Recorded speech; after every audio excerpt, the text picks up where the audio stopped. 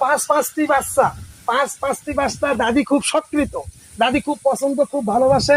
তারা 5 জনেই দাদির ঘাট ধরছে এবং দাদিকে মরণ তরণ এবং অসুখ বিসুখ বিপদ আপদে তারা 5 জনে হেল্প করতে সক্ষম।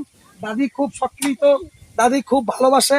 দর্শক, দাদিও কাজে ব্যস্ত, কাইসে নিয়ে বেড়াইছে সে, কাজেই করার লিপ্ত, কাজ অটোমেটিক সব সময় করে, কাজ ছাড়া তার ভাত নাই। কেন? এই 70 বছরের সে বৃদ্ধ। আমার দাদা মারা গেছে, আমার দাদা মারা যাওয়ার পরে মুরব্বী অনেক টেনশন, মানসিক টেনশনে ভুগছে। এখন পাঁচটি এবং নাতনি এবং নাতনাকে নিয়ে সে আনন্দ ফুর্তির মাঝে দিন যাপন করে। দর্শক, আমরা এটা দেখতে পাইলাম এই আদিবাসী গ্রামে আসি, দিনাজপুর এলাকা, নবাবগঞ্জ থানার ভিতরে, ফিলিপডাঙ্গা সুপান রোড, এই রোডের মাঝামাঝি। দর্শক, আমরা আসছি, দেখেন এখন আমার দাদিকে আবার সক্রিয় ভাবে আমরা মাইতল মাতার দিছি। তবে দাদিকে খুব সুন্দর মানিয়েছে। দাদি, তোমাকে মনে হচ্ছে আমি এখন প্লেনে পাঠাই দিয়ে তুরস্কা পাঠিয়ে দেই।